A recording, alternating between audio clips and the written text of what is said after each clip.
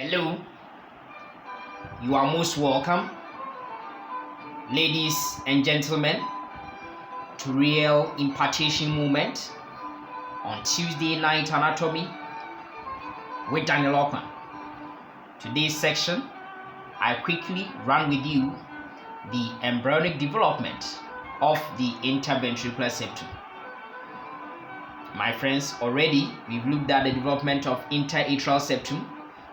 So please, if you've not watched that video, kindly get that video link and watch it, so that at the end of the day, you can really comprehend the septation in the chambers of the heart. My friends, the development of interventricular septum commences around the 6th week of intrauterine life, and by the 8th week, yes, it is completely formed. Now, one thing that we know about this interventricular septum is that it's pretty simple, because it is coming from only three sources. And what are these sources? From the cardiac muscles themselves, from the myocardium, forming of course the muscular component, from something we call endocardial cushions, forming of course the membranous component, and then forming the bulbar component. It will be coming from what we call the bulbar septum, which of course will be coming from the neural crest cells. I will explain that to you. And my friends, whenever I talk about neural crest cells and I talk about the bulbar septum, that I don't need to forget about spiral septum, because at the end of the day, if you look at the cranial-most portion of the heart tube, we learned about the truncus arteriosus, that it will give rise to, of course, the pulmonary trunk and the ascending aorta. And that septation will be coming from something we call spiral septum. And this spiral septum is as well coming from, of course, the neural crest cells. So my friends, at the end of this section, we should be able to tell complete story regarding the development of this interventricular septum, alongside some developmental anomalies that may arise. And so, without much ado, let's set the ball rolling. My friends, there we are. Now, just to begin with, I'm not going to go into my detail, but one thing that we know is that if you look at this cross section, we can see the various chambers of the heart. We can see the posterior superior chambers by way of the atria. Yes, there's the right atrium, there's the, of course, the left atrium. We've looked at the partition that should supposed to take place by way of the interatrial septum, where of course we said to be coming from, of course, septum primum and of course septum secundum. Yeah, that's what we saw. Yes, we also saw that within the septum primum there will be some kind of perforations in there by way of course, ostium, primum, and of course ostium secundum. We talked about all those guys. Now, this time around, I told you something that yes, septum primum and septum secundum in the interatrial septum, they will be growing downwards towards something, towards what some people call endocardial cushion, towards endocardial cushion. My friends, that endocardial cushion, I told you that I wasn't giving rise to any of the components of the interatrial septum. But one thing is that because it's around almost the junction, okay, of between of course the atria and of course the ventricles, yes, that sometimes, yes, we look at that one. And one thing I want you to know is that that guy over here, which we are calling it, septum intermedium over here, is actually coming from, of course, endocardial cushion.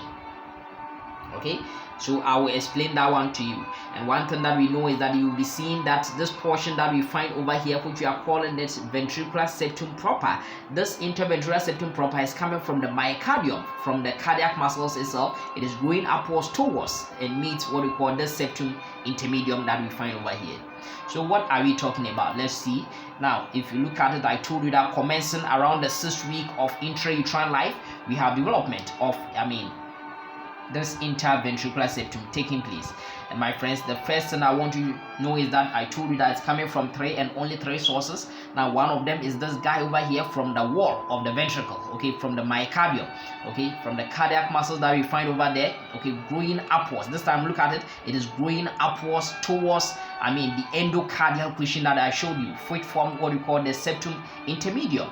Okay, so this guy is what we call the muscular component of what we call the interventricular septum, coming from the smooth, cardiac muscle itself. Okay, so that is, one thing that we find. Then we will see that, yes, almost emerging from, the junction between, of course, the atria and, of course, the ventricle, we see the endocardial cushion, the one I told you will be forming the, septum intermedium. Okay, this guy over here, which is, of course, endocardial cushion. Now, my friend, because it's almost at that junction between the atria and the ventricles, you may also call it atrioventricular, cushions. Okay, now one thing is that we will see some kind of perforation in what we call the this endocardial cushions towards, this time right, going downwards towards and then meeting what we call the upwardly growing septum, interventricular septum proper, coming from the muscular component. Now my friends, this endocardial cushions will give rise to this portion that we find over here. This guy is known as the membranous part of what we call the interventricular septum. So we've seen the two sources. One of them is coming from the cardiac muscles by way of the muscular component, and then the membranous component is what we call is coming from the endocardial cushions or the atrioventricular cushions, the perforation of those cells over there. Okay, and then I told you that there will be a third component, my friends. The third component is that guy over here, which will also be growing downwards, okay, towards the endocardial cushions. My friends, that guy is known as the bulbar septum. Now, one thing that we know is that forming the bulb, okay, of what we call the heart, ventricles. Yes, we know that the outflowing component of the ventricles, and the outflowing component is formed from what we call the conus, and the conus will have to divide, okay, and what is going to divide it is known as what we call bulbar septum. Okay, bulbar septum. So the smooth outflowing component of the left and right ventricles, yes, they will be separated by what we call this bulbar septum. Okay, so that is one thing that we find over here, and at the end of the day we see that it will be completely formed over there. Say that there's no partition over there, so that if there's any deformity over here, then it will lead to something we call inter or ventricular septal what we call defect. Okay, saying that oxygen rich blood who mix with oxygen poor blood, okay, that is life threatening. Okay, so that is one thing that we have to know. Now my friend, I told you that even cranial, one thing that we know is that this conus, okay, is coming from the proximal 1/3 of what we call it's coming from the middle 1/3 of the bulbous cordis. Okay, the middle 1/3 of the bulbous cordis is called the conus. It is that conus which will have to be partitioned, okay, so that we get separate smooth outflowing portions of left and right ventricles by a septum we are called the bulbar septum. And this bulbar septum, where is it coming from? It's coming from cells which migrated from what we call neural crest cells, and they proliferated to give rise to this bulbar septum. My friends, whenever I talk about cells of the neural crest cells, then I don't need to forget that another derivative, okay, is coming from what we call is this guy which we are called the spiral septum, because even the cranialmost portion of this heart tube or the bulbous cordis is what we call the truncus arteriosus. My friend, that truncus arteriosus, you know that it has to be partitioned so that we get ascending aorta and the pulmonary trunk. My friends, that septum, because it takes a spiral course, that's why we call it spiral septum. I'll demonstrate and explain it to you why we call it spiral septum. Okay, so this is that guy over here. It is also coming from proliferation of cells from what we call the neural crest cells, and that is why whenever there is any problem or septal problem regarding the bulbar septum, indirectly, yes, almost always it's also affect this spiral septum, yes, as well. So one thing is that yes, this spiral septum is coming upward from upwards downwards to come and meet this bulbar septum. Now let me explain this further. My friends, this is what I'm trying to talk about. Now, if I look a bit caudal over here, the high tube regarding, of course, the truncus arteriosus and this portion, which is, of course, the middle 1/3 of the bulbous cordis, I see this, bulbar component. And my friends, is this bulbar component which, of course, will give rise to the conus, okay, that conus which will have to be separated, okay, so that we get the smooth outflowing portions of left and right, ventricles, separately, okay, so that's what we are supposed to have. And that is why there will be that kind of ridges that we find over here. Now, these are the ridges or the swellings that we find over here, which are called the bulbar ridges or bulbar swellings. Now, you see that there will be some kind of cells which are not within the heart itself. They migrated from something we call neural crest cells. Now, one thing is that neural crest cells are regarded as the fourth germ layer. Now, normally we know that the definitive embryonic layers, yes, we talk about ectoderm, we talk about mesoderm, and we talk about endoderm. Now, even the fourth germ layer is also identified because this guy which we are calling the neural crest cells also gives rise to a lot of structures that we find in the human body, and one of them is that these cells will be migrating. Precisely, we are talking about the mesenchymal component of these neural crest cells. They will migrate, yes, into this bulbar ridges, and then of course they will proliferate, yes, causing, of course, that fusion, that septation to take place to form, of course, the bulbar septum. So that is what we find. Now, even cranial to this guy, and precisely in the truncus arteriosus that we find over here, there will be also some ridges or some swellings over here. And my friends, these swellings are known as truncal swellings, because at the end of the day we are in the truncus arteriosus, and these truncal swellings will also admit cells which migrated, okay, from what you call the neural crest cells into this area. Okay, and these cells also proliferate, and at the end of the day they will also be growing downwards, and they come and meet this septum which is called the bulbar septum, which will be formed, down over here. Okay, so that is what we are talking about, my friends. That septum that will be formed between the aortic ascending aorta and the pulmonary trunk, okay, in the truncus arteriosus, would therefore be called aortico pulmonary septum. Aortico pulmonary, APS, aortico pulmonary septum. But my friends, there's a catch. Another name for this aortico pulmonary septum is that we also call the spiral septum.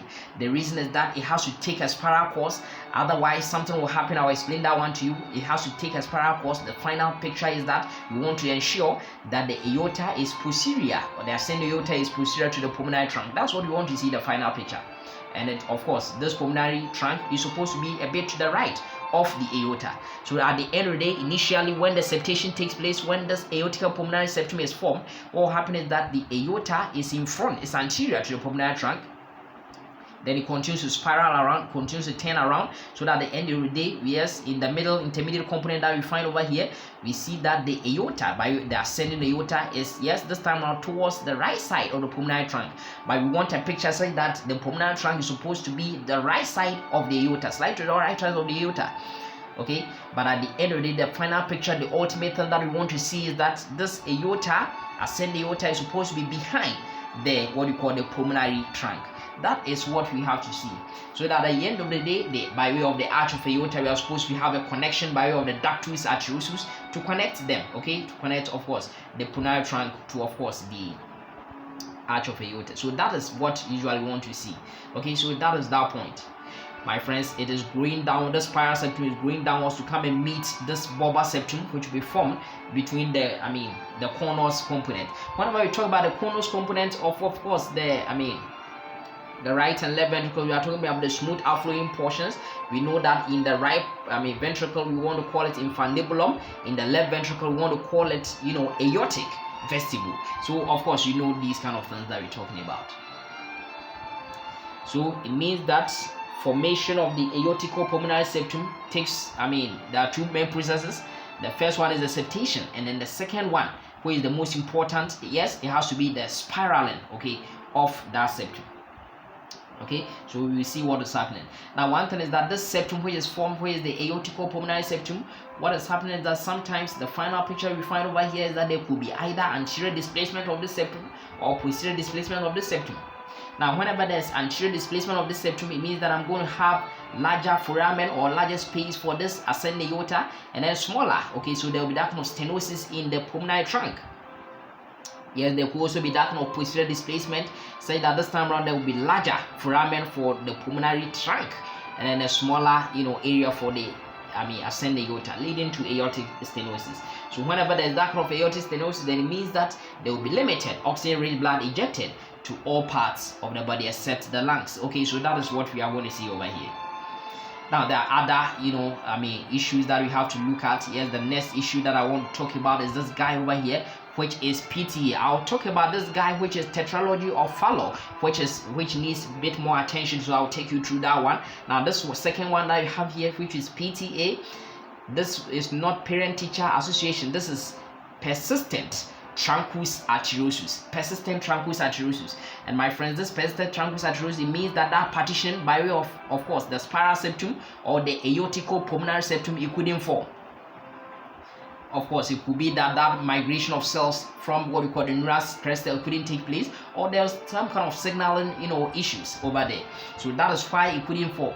Okay, so it means that if it failed to form, then there will be that kind of persistent truncus arteriosus, Okay, so that is what we see. Say that what is going to happen is that, yes, because there's no septation in between the in between, of course, the ascending aorta and the pulmonary trunk, then what will happen is that you look at them, yes, they are having a common, yes, they can eject the blood through it, yes, that's a common point of, ejection of blood. Okay, so blood, oxygen rich blood, and oxygen poor blood, they will get mixed. Okay, that's one thing that we find. So that at the end of the day, if from the arch of aorta oxygen rich blood is pumped, it will also be accommodated with what we call venous blood. So there will be that kind of cyanosis taking place, yes, because at the end of the day, that kind of mixture, okay, of that kind of oxygen poor blood and oxygen rich blood. So there will be limited oxygen to these cells of the body. Okay, that's what we will see. Now the next one that we find over here is DORV. Okay, that is the abbreviation or the acronym that we find over here, but the full name is double outlet right ventricle. The name is double outlet right ventricle. Now what we see is that normally we expect that from the right ventricle, we expect to see the pulmonary trunk emerging from there. And then from the left ventricle, we want to see the arch of it. So we want to see the aorta, the ascending aorta, and what have you. It should be emerging from the, left ventricle. But what is happening is that this guy, it is called double, okay, outlet right ventricle. So that from the right ventricle that we find over here, which will be taking oxygen poor blood, yes, the exit, yes, this exiting through both what you call aorta and of course the pulmonary trunk. That is what we are going to see. Okay, please try and understand these things that I'm trying to explain to you, okay, over here. So it means that in this same case, in such situations, what is going to happen is that, yes, oxygen poor blood will be sent to these cells of the body. Meanwhile, they need oxygen rich blood. Okay, that is one thing that we find. All these things we are talking about, they are life-threatening, but they can be managed, surgical. That's one thing that we have to know. Now, the next one that I want to explain to you is TGA. My friends, it is TGA. T is for transposition, G is great, and A is for arteries. So transposition of great arteries. What great arteries are we talking about? I'm still talking about those arteries, okay, which will arise from what we call the truncus arteriosus by way of the aorta and of course the pulmonary trunk. Now I want to expand now this area, the blue region over here, this is the right ventricle, and I'll expect that the right ventricle should eject blood through the pulmonary trunk. Okay, why? Because the pulmonary trunk will have to send that blood to the lung for oxygenation. Okay, so that is what is supposed to happen. But this time around, what do I see? I see that from the right ventricle, I see that the one which will be taking blood from the right ventricle is the aorta. It means that, my friends, you are sending oxygen poor blood to your cells of the body. Meanwhile, that area that we don't expect, rich blood to be there by way of the lungs, yes, you can see that this time the left ventricle, which is having oxygen rich blood, the reddish region over here, it is rather taking blood, oxygen rich blood to the lungs. Yes, waste of that kind of resource that we have. Okay, so that is what we have over here. That's a transposition of great arteries or the great vessel that we find over here, which of course we are still talking about this pulmonary trunk. Okay, so it means that in such situation, the main problem will have to do with the spiraling. Yes, it couldn't really take place over there, and that is why we are seeing such a phenomenon. Now, my friends, this guy that I want to explain it better for you is known as tetralogy of Fallot. This tetralogy of Fallot, we tend to see it in about 3 out of every 10,000 live births. Okay, that is what we see. Okay, and out of all these, congenital abnormalities regarding the heart, which may lead to cyanosis, say that what is happening is that you may be carrying oxygen poor blood, okay, to your cells, okay, resulting in that bluish area of the baby. Is that this is the commonest type that we have, the tetralogy of Fallot. My friend, the name is tetralogy, and whenever we talk about tetra, we are talking about 4 things over here, and it's someone's name Fallot. Okay, that is one thing that we have, and there's a simple mnemonic for it, and the mnemonic is that it is proof.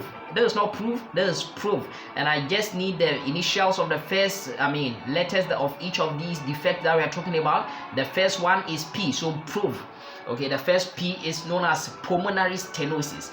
My friends, I told you that sometimes what will happen is that there could be that kind of anterior displacement of what we call the spiral septum or the aortical pulmonary septum, and whenever that happens, the one that we've shown over here, yes, it will lead to what we call pulmonary stenosis, and pulmonary stenosis is narrowing of this pulmonary trunk, so that at the end of the day, from the right ventricle, the blood that will have to be ejected, okay, to of course the pulmonary trunk, eventually to the lungs for oxygenation, it will be limited.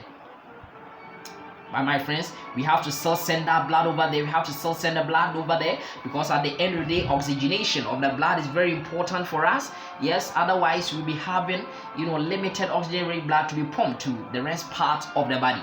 Okay, and that is why the walls, the wall in the right ventricle will have to undergo hypertrophy, and that is why the second defect that we find over here in the tetralogy of Fallot is right ventricular hypertrophy. It has to work it out, and therefore the muscles over there will undergo hypertrophy, yes, so that they become big enough so that they can send that blood, pump that blood through this narrow space over here, narrow that we have over here to the pulmonary trunk, okay, to eventually send the blood to, of course, the left and right lungs for oxygenation.